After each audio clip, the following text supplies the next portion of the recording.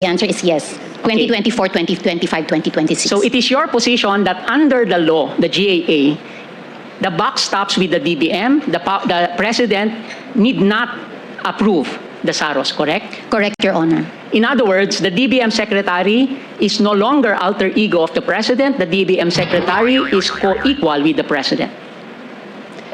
Or is that a mistaken assumption? What I could say is that the GAA has Okay, magandang araw po sa inyong lahat and welcome ulit dito sa ating Youth Tabunan PH channel mga kababayan. Nandito ulit tayo para sa ating panibagong reaction video ngayon. Ito mga kababayan dito sa pagpapatuloy na oral arguments dito sa General Appropriations Act noong 2024 at 2025. Itong si Solicitor General mga kababayan, sinabon. Or sabihin na lang nating nasabon ng or ni Justice Marvic Leonen. Nako, ito mga kababayan, kasi ito, si Marvic Leonen, Justice Marvic Leonen nga mga kababayan, hindi nakapaniwala sa mga nadiskobre dito. Paano? Tayo pa kaya? Okay, so hindi na natin ito patatagalin. So umpisahan na natin mga kababayan para tapos hindi lang natin speed up lang natin tapos hindi natin masyadong puputulin para talaga makita ninyo kung paano sinabon dito ni Justice Marvic Leonen itong Solicitor General. Ito na nga nung nakaraang linggo, sabi ko nga nasira tuloy reputasyon dito ng Solicitor General mga kababayan. Ang ganda pa naman sana, maganda siya pero yung reputasyon niya bilang summa cum laude, UP Law din, nasira dahil dito sa kalokohan ni PBBM. At ito na nga, hanggang ngayon, lalong nasisira itong reputasyon niya.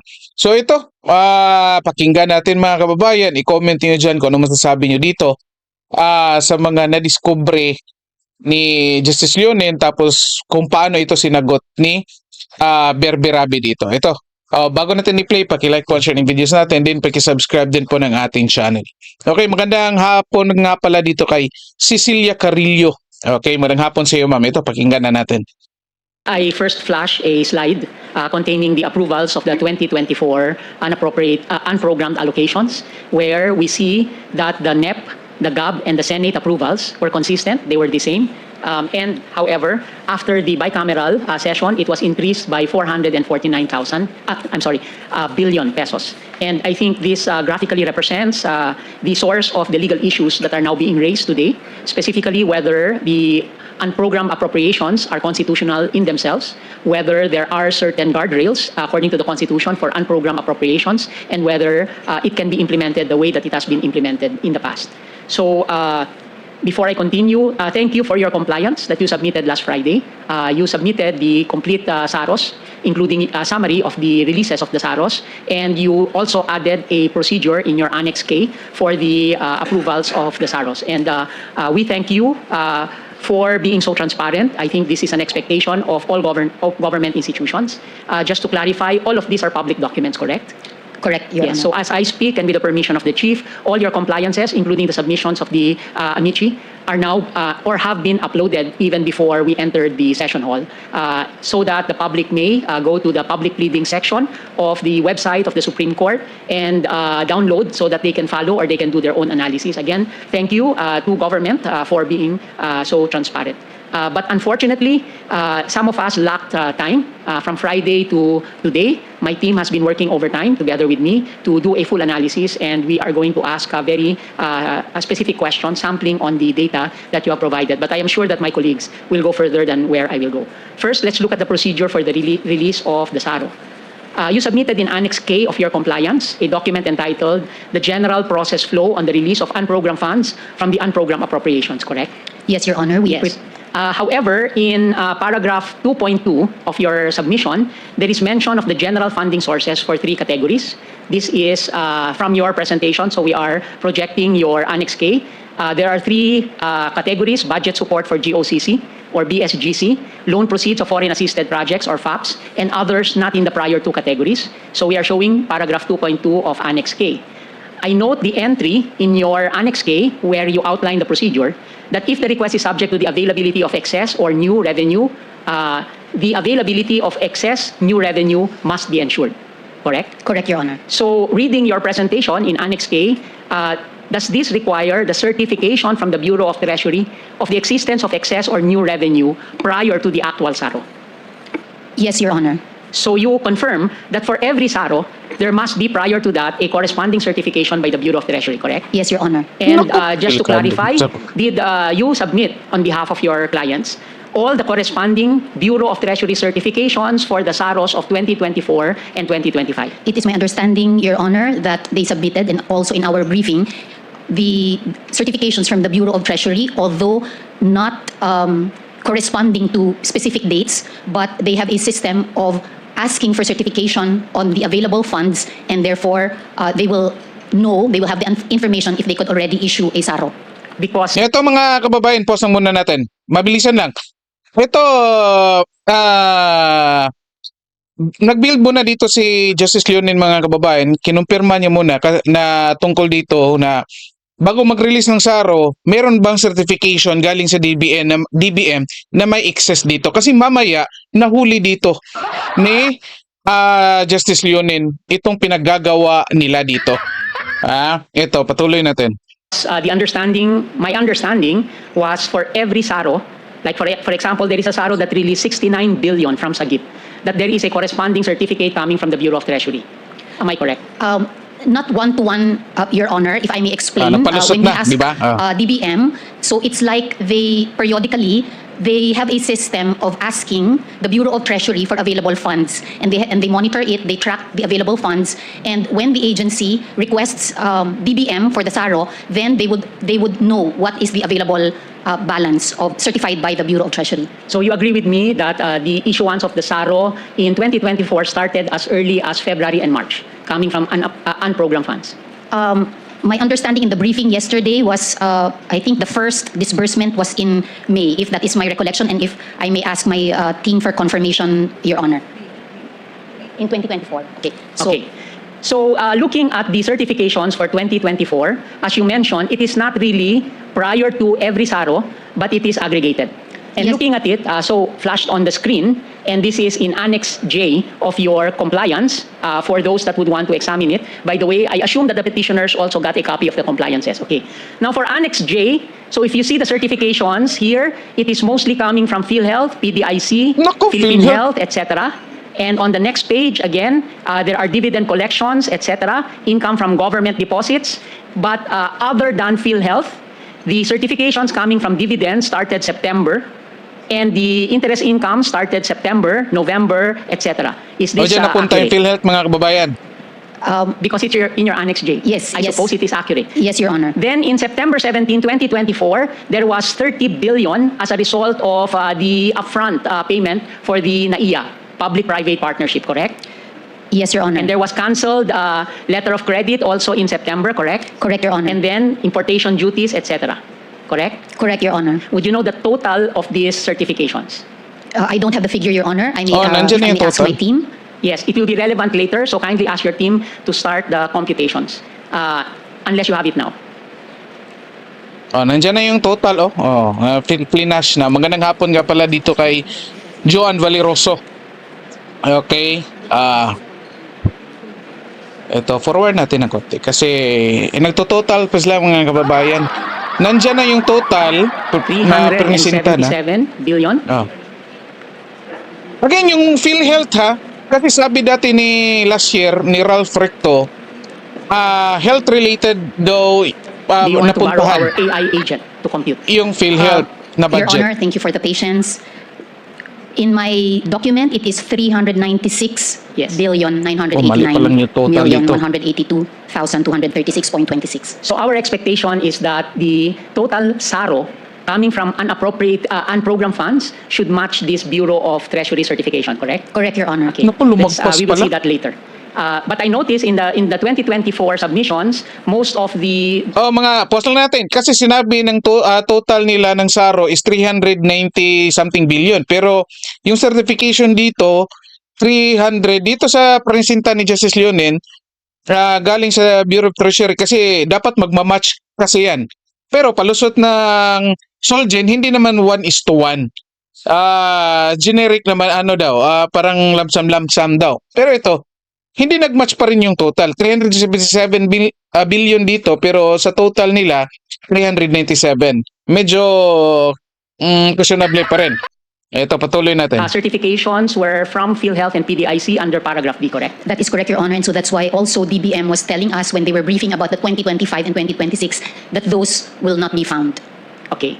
Now, for 2025, it is a bit different because your submission is shorter. In other words, I only see 1, 2, 3 certifications. One in November 3, the second November 18, and the last one November 18. Am I correct? Correct, Your Honor. And this totals only 102,277,458,303 and 18 centavos, correct? Correct, Your Honor. So these are the certifications for the releases of the SARO for 2025, correct? Correct, Your Honor. Can you tell us what was the earliest SARO in 2025? May I confer with my team, Your Honor? Kasi dapat mag-match mga The kababayan. earliest in 2025 was July. Your July. Honor. July 2025. Yes. Again, I'm confused. Because in your Ito. presentation in Annex K, the procedure is that DBM wants to ensure that there is a excess, revenue or new revenue before they release from SARO. unappropriated funds, correct? Correct, Your Honor. And the certifications from the Bureau of Treasury only came in November, correct? Nako, nauna But the ang SARO release ng started SARO. to be released. SARO started to be released July, correct? May I Nako, confer, Your Honor, with a DBM representative? ay mga kababayan, nauna ang release ng Perhaps SARO the bago nag-release ng certifications were not certificate ng Treasury. Kasi dapat mauna mag-release ng ang Treasury na ito may excess dito. So tapos mag-release ng SARO para yun na nga ma-release yung budget. Pero nag-release ng budget bago nag-release ng certification ng Treasury. Nako, Your Honor, if delikado we may ito. suggest to ask At, the DBM palusot nila. representative to explain the detail. DBM, explain daw it pleases kasi the hindi court. kaya ni SolGen. What do you mean in detail? The DBM representative is explaining that there was a certificate issued and that there was a superseded certification. Okay. Can you ask her to take the podium? Thank you, Your Honor. Next to you. Next week. No, next to you. Okay. So you can advise her in yourself para and mag-advise your ka. position. Your Honors, I am Attorney Andrea Celine Magtalas. I am Acting Assistant Secretary of the Department of Budget and Management. Okay. Parang kinakabahan Go pa ahead. itong isa. The BTR certification dated November 18, 2025 was actually was superseded certifications issued dated May 14, 15, July 28, and November 3, 2025. So the first being May 14, Your Honor. What do you mean superseded? There was a subsequent certification issued after the first four were issued. Yes. Can I confirm with you the total amount in terms of certifications for 2025? It is 102,277,458,303.18. Okay.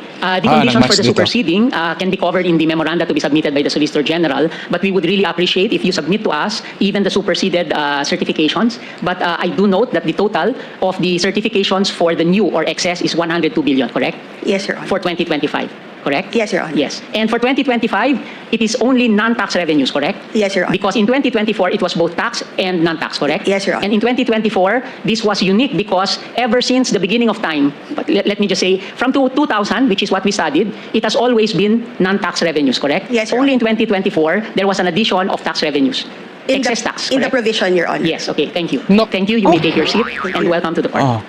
So again, Dinagdag let us daw look excise at tax the mga triggers. naman. Kasi yung excise tax, para kasi nila, anyway, sige na lang, explain natin In the mamaya ha. 2024 and 2025 General Appropriations Act, it does say that there must be some assurance that there is excess revenues. Okay, so SolGen, have this been followed? Yes, Your Honor, by virtue of the process of asking the Bureau of Treasury for the certification. Okay. In the process that you mentioned, as soon as there is excess revenue, this is now a basis for the DBM being requested to issue the SARO to actually issue the special allotment release orders, correct? Correct, Your Honor. Okay. Is there anything in the procedure which tells DBM that the excess revenue should be first spent for programmed appropriations rather than unprogrammed appropriations? Ito.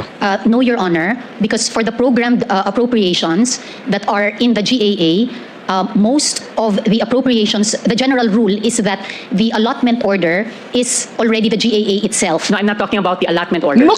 not the document allowing the release. I am looking at where the funds are coming from.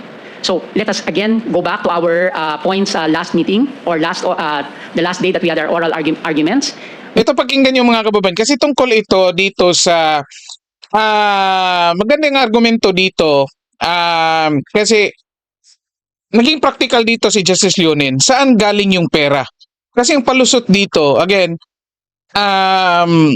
magkaiba daw yung pinanggalingan ng pera saan program tsaka program kasi yung program daw naka-ready na. Pero kung titignan pa rin ang idea kasi dito, lahat ng perang ito galing ito sa treasury, or national treasury. So regardless kung program yan, may naka-assigned na dyan, ang program yan, lahat ng pera, lahat ng funds galing sa treasury. Kaya yan yung ibig sabihin dito ni Justice Leonen. Pero again, pinipilit pa rin ilusot dito mga kababayan. Ito, patuloy natin. Said that even with the program funds, programmed appropriations, there will always be initially a deficit, correct? May kakulangan talaga. May I clarify your Okay. question, Your Honor? You said that the budget of expenditures and sources of financing, the BESF, which is in the NEP, already assumes a deficit, correct? Yes, Your Honor. Yes, and you said that covers, the BESF and the NEP only covers program. In other words, there is a ceiling there of expenditures, and your position is it only covers program, correct? The BESF covers the programmed and automatic appropriations, while the NEP covers the programmed and unprogrammed Okay. appropriations. So in other words, the BESF already contains a provision for deficits, correct? 24, 25, 26. Correct, Your Honor. So therefore, because it does not cover the unprogrammed, there is always an excess of programmed expenditures over expected income, correct? Correct, Your Honor. Now that we have new or excess revenue, and according to you, with new and excess revenue, there is nothing in the process that you mentioned to prioritize the program where there is a deficit, correct? Correct, Your Honor. Yes, and in other words, the DBM can prioritize standby because that is how you characterize unprogram. Can prioritize standby rather than the regular. Your Honor, may I clarify Yes, please. how the DBM does it? But The- first answer my question. So DBM can choose to fund first the unprogrammed before the program. Your Honor, no, because the sources of funds for the programmed and the unprogrammed are different. So for example, if in a source of funding, the Yes, of course they're different. But according to you, in programmed funds, so there is already a listing of expenditures. But the BESF, the budget of expenditures and sources of funding, which contains the program already assumes a deficit, which means we Deficit. assume Kakulangan, that may the sources kulang. of revenues are not sufficient to cover the expenditures. Now, given that, Kasi ito mga kababayan, pause lang natin para linawin lang ha. Kasi kahit sinasabing nasa GAA yan, nasa program funds yan, sa BSF, budget and expenditure and financing something, lumalabas talaga na kahit magkanong budget mo sa program, kulang pa rin talaga ang pumapasok na pera sa gobyerno. So ibig sabihin, wala talagang or in practical na terms, wala talagang excess na funds. Kaya nga nagtataka sila, bakit merong unprogram? Di ba? So, ang pinapalabas kasi dito, along the way, merong ikita ang gobyerno at magkakaroon ng excess funds. Pero gusto ng SolGen dito na di iba. Ito, may allocated funds dyan, maubos man yan or kulang man yan, bahala na hindi mapunduhan yung program funds, pero kung may perang pumapasok, doon na yun sa unprogram funds. Yan yung naintindihan natin, mga kababayan. Kaya pini-insist nila dito na ito, magkaiba ang source ng program at unprogram funds. Ito, mga kababayan. Pero ito, huli pa rin dito kasi talaga, kahit anong budget, program or unprogram, lumalabas pa rin talaga na meron pa rin talagang deficit. Mas malaki ang ginagastos ng pamahalaan compared sa mga pumapasok. Kaya technically, wala talagang excess. and there is new or excess expenditures, you are now saying that there is nothing in the procedure which tells DBM, unahin nyo ang program bago tayo pumunta doon sa unprogram. Unahin nyo yung regular bago tayo pumunta dun sa standby. Kasi ang ibig sabihin ng standby ay kung sakasakali lang, meron pang extra, correct? Okay, may I clarify, Your Honor, because there Sige, is clarify. usually a confusion as to what the sources of funds for the unprogrammed appropriations are, which could lead people to think that the source is a surplus. And the surplus is the revenues minus disbursements. The sources of funds for the unprogrammed appropriations is not a surplus. It is the excess in the total revenue that has been committed in the BESF or in any of the item, which is statutorily provided in the GAA. I think you need to clarify that more in your memoranda. I did not get the sense, but it is very simple. There is a deficit, so all the funding that are projected by DBM and accepted by Congress is insufficient to fund expenditures. Then later on, the Bureau of Treasury says, hey, there is excess revenue. And the excess revenue, according to you, can go to unprogrammed because in your Annex K, which outlines the procedure, there is nothing there which says that the DBM should first check the priorities of the President and Congress as shown in the GAA because they are saying programmed is programmed, unprogrammed is unprogrammed. And therefore, it should go there first. But let's move so that we do not spend more time. I'm sure that my Forward natin ng konti mga kababayan. mention, it is not really prior to every SARO. Bakit? Oo, umatras. Colleagues will patuloy have na. more pointed questions. Forward natin nasa naman yun. Ito, forward natin. Clarify this. Okay. Now, you mentioned in Annex K that the President does not participate for the release, correct? So I flashed the paragraph in your Annex K. Pursuant to the special provisions of the UA under the General Appropriations Act, prior approval by the President is not required for the release. This is from your compliance, correct? Correct, Your Honor. Do you refer to the GAA 24, 25, and 26, all of them? May I confer with my team? My recollection is that yes, the answer is yes. 2024, 2025, 2026. So it is your position that under the law, the GAA, the buck stops with the DBM, the President need not approve the SAROS, correct? Correct, Your Honor. In other words, the DBM Secretary is no longer alter ego of the President. The DBM Secretary is co-equal with the President. Or is that a mistaken assumption? What I could say is that the GAA has authorized the DBM or designated the DBM Secretary to be the one to perform this responsibility. She reports to the President? Yes, Yes, Your and Honor. the President therefore as the Chief Executive, and there is only one Chief Executive in Correct, the Constitution. The President can tell What's the BBM DBM, dito? don't do that, or the DBM Secretary can consult with the President, correct? Correct, Your Honor. And the DBM Secretary is accountable to the President, correct? Correct, Your Honor. Yes. Now, let us look at the 2024 provisions of the GAA on unprogrammed funds. Huli dito mga kababayan. Kasi ito, ewan ko lang anong goal ng SolGen dito. Kung depensahan ba si PBBM, kung depensahan ba itong pinagagawa ng DBM or ng buong administration. Kasi ito malinaw mga kababayan. Nga it's either incompetent yung presidente or naging tao-tauhan ito ng mga kanyang secretaries. Kasi imagine niyo, unang mag-approve yung presidente, tapos, may kapangyarihan ng DBM na magdidesisyon ng kanya-kanya lang. Nako. And you will note here that in the special provision, it says, subject to Section 35, Chapter 5, Book 6 of Executive Order 292. You confirm that this is in the 2024 GAA. Yes, Your Honor. And looking at Section 35, Chapter 5, Book 6 of Executive Order 292, we find there that all Forward natin ng konti mga kababayan ha. we are looking at grave abuse of discretion. Okay, now, the release of the total releases of unprogrammed funds, and thank you for your submissions again. Let us start with 2025, contained in Annex F. Status report of FY fiscal year 2025 unprogrammed appropriations. Okay, there is a first page. And there are so many columns, and as lawyers looking at this, we will be daunted. But fortunately, somebody told me just look at one column, and you will see the total releases for allocations. And based on this table, the total amount of appropriations for unprogrammed in 2025 was 363 billion and some change, correct? Based on this document, flash on screen, Your Honor, correct? Yes, so I'm sorry if I call the millions as change because I cannot speak all of it. The total amount of allotment releases from unprogrammed in 2025 was 218 billion pesos, correct?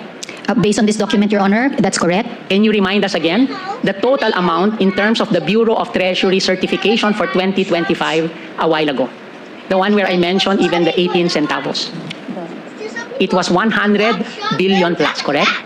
I do not need to go Naku. to the details. Oh, nako. Huli na dito. Yes, Your Honor. Okay, can you explain this? The total released from 2025 from unprogrammed was 218 billion. I But would, the Bureau of Treasury certificate only covers 100 plus billion. may I ask for the DBM Ang laking representative please to diferensya. explain? I do not have the explanation now, Your Honor. Yes, please. Oh, explain. Nako, mga kababayan. Kakagulat. Ang laki ng Nagdala ka ng diferensya. maraming papeles. Hindi nag-abot nga Your itong Honor, the total isang allotment SAR. releases for 2025 also covers foreign-assisted projects, which are not covered by the excess or new revenue. Yes, and you can match the 100 to the third category, not foreign assisted, not support for Opo. GOCC. Yes, Okay, Your Honor. thank you. Now, let us look at where it was actually released. So the highest was for foreign assisted projects at 110 billion, correct? Based on this document, Your Honor, correct? Yes, and that's what explains, that's the explanation of DBM. And the next highest was a program called Strengthening Assistance for Government Infrastructure and Social Programs at 51 billion, correct? Correct, Your Honor. This is 2025, correct? Correct, Your Honor. Sagip. Yes, now let's go to your submissions for 2024 GAA, starting with Annex C, your status report, 2024. Sakit sa mata niya, no? Okay, looking at the allotment releases in 2024, the total for unprogrammed unreleased was 531 billion, correct? Correct, Sorry, Your Honor. the total allotment release was 531 billion, correct? Correct, Your Honor. And all of these are covered by the Bureau of Treasury certification, tax and non-tax, correct? Yes, Your Honor. And the highest amount was for SAGIP, Strengthening Assistance for Government Infrastructure and Social Programs at 200 billion, more or less, correct? Yes, Your Honor. And support for foreign assisted in 2024 only came at 178 billion, more or less, correct? I do not have the detail, Your Honor. Yes, and looking at your submission, we did a little analysis. I show you unprogrammed appropriations and SAGIP. Okay? So again, total government expenditures in 2024 was 5.9 trillion. In 2024, the unprogrammed release was 531 billion. Billion, ako, ang The laki. expenditures of government, however, was 6 trillion. Looking at this, there was a bigger deficit because there was also 531 billion paid from unprogrammed, correct? Correct, Your Honor. Okay, Naku. then going to the next table, we see the allotments. And if we look at total expenditures, the next slide, you will see that in fiscal year 2024, 9% of the releases, almost 8.97 or 9% came from unprogrammed, correct? Correct, Your Honor. And in 2025, 4% of all the releases came from unprogrammed, correct? Based on this, you're correct, Your Honor. Okay. And Manito, parang lumalabas dito mga kababayan na yung 2024 mas binalasubas nilang yung budget, ha? Kasi dati na pagkakaalam natin, yung 2025 the most corrupt.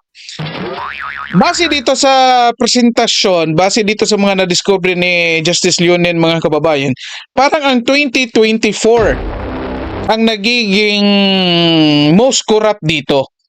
Ha? Lumalabas kasi ito, tingnan ninyo, ang program ang laki, oh. 'Di ba? 9% ng 2024, 4% na lang dito sa sa 2025. And in terms of the unprogrammed, 29% in 2024 went to DPWH SAGIP program, correct? Based on this, that number And is in correct. 2025, learning from 2024 perhaps, DPH had 0 SAGIP releases, correct? Based on our graph. Yes, Your Honor. And in terms of the share of SAGIP of total expenditures, SAGIP in 2024, that lump sum in the unprogrammed funds, 3.38% was spent for that lump sum amount, correct? Based on your study, Your Honor, I would defer to your... Do you know that the kawawa budget itong of the SolGen, mga judiciary kababayan. vis-a-vis the entire budget of government is only about 1% more or less? The DBM representative is Kawawa increasing. naman To yung 3.38%? judiciary. No, it's only 1% in terms of the judiciary, just to show you that scale. And in terms of 2024, you will see that SAGIP program, which is the blue one, next slide, covered 38% of all unprogrammed releases. This is the importance of SAGIP, whether it is a valid lump sum, and the importance of how we can actually check the authorizations for this program. Now, let's move on. Sige. Okay, Kasi itong sagip mga kababayan, that is all for now. Madam SolGen, Thank you, Your Honor. may I now ask the Honorable former Senate President Franklin Drilon. ito, sige, stop na natin. Kasi itong sagip, nandyan na yan lahat. Nandyan na yan lahat yung sagip. Kasi ito nga, yung plano ng presidente. Social, ano kasi yan, yung sagip, may definition yan, yung anong tawag natin dyan, basta yung may mga definition yung sagip. So kung titignan natin, nandyan na yung lahat, mga social at infrastructure kasi yan, social at infrastructure programs ng government. O doon pinasok karamihan sa mga detalye dito. So dito, balikan natin, mayroong mga detalye dito regarding sa laman ng So, in sagip. other words, the DBM Secretary can overrule the President of the Republic of the Philippines, correct? Kasi sabi nyo, mauna si Presidente sa special budget request. Naku. I-approve ni President. Pagbaba sa DBM Secretary, because you are saying that the GAA says that it is the DBM Secretary that approves the SARO, the DBM Secretary can say, sandali lang, wag muna. For reasons, Your Honor, so for example, if there are submissions that haven't been received, if that is a correct So it makes sense that the higher authority approves first the conditions before the lower authority approves the entire thing. In other words, the Chief Justice should first approve a travel authority before our Chief of OWAS will actually do the final approval. Okay, in other words, maybe you just covered this in your memoranda. Sufficient it is now to say that Section 35, Chapter 5, Book 6 is referred to as a condition for release in GAA 2024, correct? correct, Your Honor. It is not reflected anymore in the 2025 and 2026. I was going to that. Now, when we go to the 2025 and 2026, the specific provision is no longer mentioned, correct? Correct, Your Honor. So, does this mean that the GAA 25 and 26 repealed Section 35, Chapter 5, Book 6 of the Admin Code? Not repealed, Your Honor, but if I may suggest to ask, because the DBM representative was trying to clarify on why it was changed in the 2025 and 2026. Yeah, very clear that it was changed in 25 and 26, that the specific mention of Section 35 was removed, and Section 35 contained approval by the President specifically, correct? Correct, Your Honor. Yes. May I confer? What is the status of Section 35 before you confer with the administrative, your administrative support?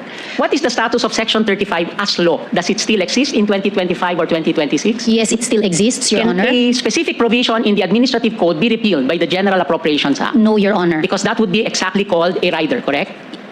Or yes, Your Honor, an Yes. inappropriate provision. An inappropriate provision, otherwise known as a kind of rider, because it must only appropriate, not repeal existing law, correct? Correct, Your Honor. So therefore, the clause now in 25 and 26, which says, and other relevant budgetary requirements in accordance with applicable laws, rules, and regulations, now also refer to Section 35, Chapter 5, Book 6, Administrative Code, correct? I would say so.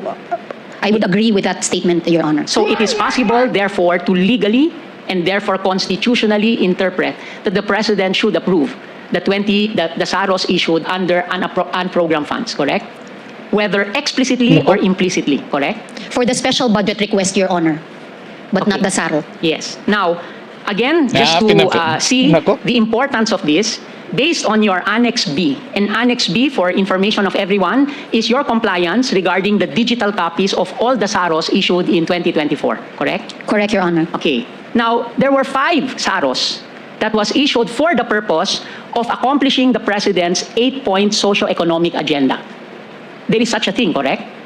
Yes, Your Honor. Yes, the 8-point socio-economic agenda is in the President's Philippine Development Plan 2023 to 2028, correct? Correct, Your Honor. So now we look at, okay, it is a priority because it is in the PDP, correct? Correct, Your Honor. Yes, and unprogrammed funds is merely a standby authority, correct? Correct, Your Honor. And if the 8-point plan in the Philippine Development Plan of 2023 to 2028 is a priority, why is it in the unprogrammed appropriations part of the GAA? Your Honor, I would submit that that goes into the reasoning or the wisdom of the Congress in putting the appropriations in the programmed or unprogrammed. So our president created the NEP.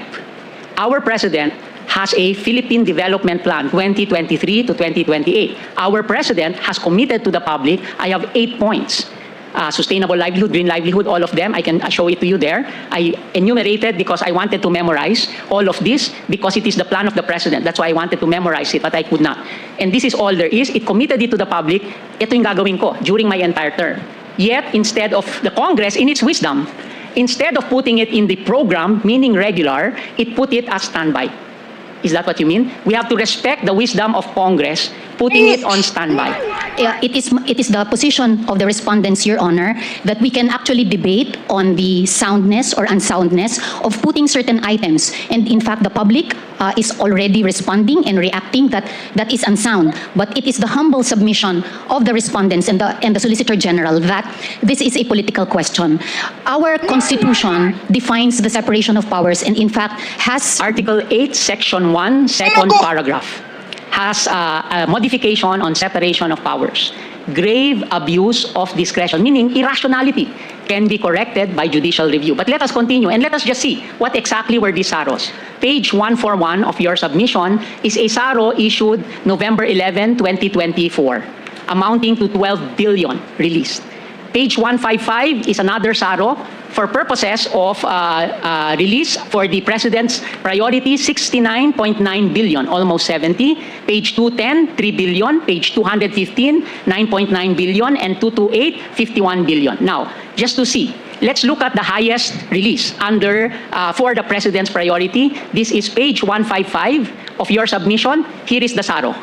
And if you look at the SARO, the funding source is SAGIP under unprogrammed funds. You agree? Funding source, unprogrammed, SAGIP, correct? Oh, sige. the source of fund is that is the item in the Yes. appropriation, Yes. Your Honor. Yes. No, not appropriation, unprogrammed appropriation. Yes, Your There Honor. is an item there called strengthening assistance for government infrastructure and social projects, correct? That is correct, Your Honor. Now reading it, it seems everything. Oh, yan. Government Ayan. infrastructure and social projects. That means everything, correct? Ayan it yung means, sinasabi ko. assistance for government and infrastructure social programs. Yes, that's everything. What Ayan else is not sinasabi ko kanina, infrastructure mga and social kabayan. program? Education Lahat is na yan, social, everything else, correct? Social And and that is a lump sum, infrastructure. correct? It is a lump sum which has a specific purpose and specific amount. That's being challenged by the petitioners, but in any case, it's a lump sum, correct? Correct, Your In Honor. 2024, there were 47 lump sum items in unprogrammed funds, correct? 47 lump sum, 4 line items. I do not have that detail now, Your Honor. No. In 2025, there were 25 lump sums, no line items. You don't have that detail also. I don't have, Your In Honor. 2026, it was reduced to 10 lump sums, correct? I do not have that detail now, Your Honor. In any case, let us go to that SARO. It says 69 billion, correct? Correct, Your Honor. And if we move further down into page 163, if I'm not mistaken, if we scroll down, it also contains releases for flood control projects, correct? Correct, Your Honor. Yes, and if we scroll down further, it covers also Region 3, like Hagonoy, Bulacan, correct? Naku! Release of 70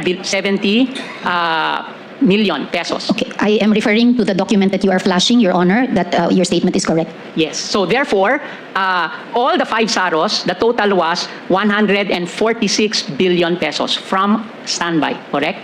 Correct, Your Honor. And these SAROs were released under the signature of the DBM Secretary, correct? Correct, Your Honor. Okay. Now, the source is a GIP. Now, let's go to the other SARO for 51 billion, just to see. Ito mga kababayan, stop na natin. Palapit na. Na-forward kasi natin ng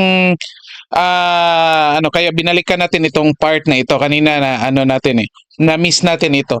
So dito natin kung magsasummarize tayo dito mga kababayan bago natin tapusin itong live stream natin para magpatuloy ulit dito doon sa oral arguments. Lumalabas dito na again, unang-una, itong PBBM administration hindi sumusunod sa kung anong sinasabi ng batas. Unang-una, bago maglabas ng SARO, dapat mayroong ilalabas na certification galing sa DBM na ito mayroon tayong excess dito. So, ilalabas yung SARO para magamit doon sa unprogrammed funds. Kasi unang-una nga issue nga itong unprogrammed funds mga kababayan. Kasi bakit ka magkakaroon ng unprogrammed funds? Unang-una, kulang pa nga yung kinikita ng gobyerno para doon sa mga program funds.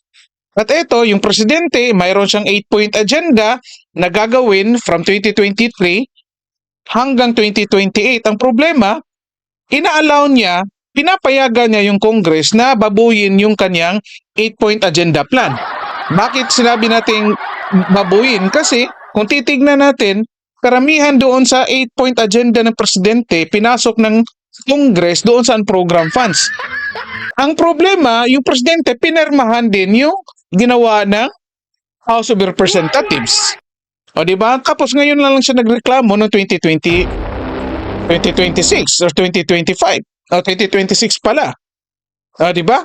So dito lumalabas. At tapos ito, ina-allow ng presidente, in-approve na niya, tapos imo-modify ng DBM.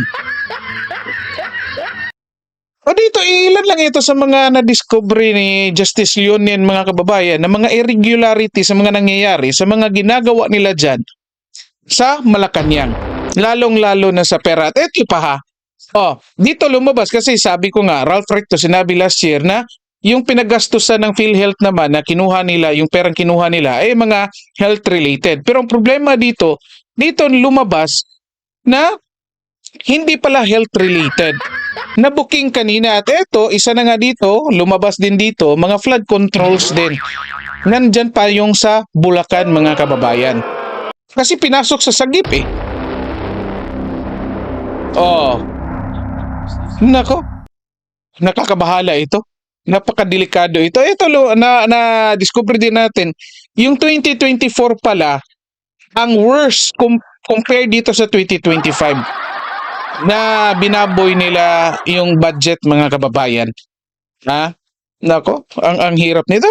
Dito mukhang lumilinaw na sa atin mga kababayan na ito si PBBM bilang presidente, mukhang hindi ito ang nagdadala ngayon sa ating bansa. Mukhang tama rin si Amy Marcos mga kababayan na sinabi niya na mayroong mga taong nagkukontrol dito kay PBBM.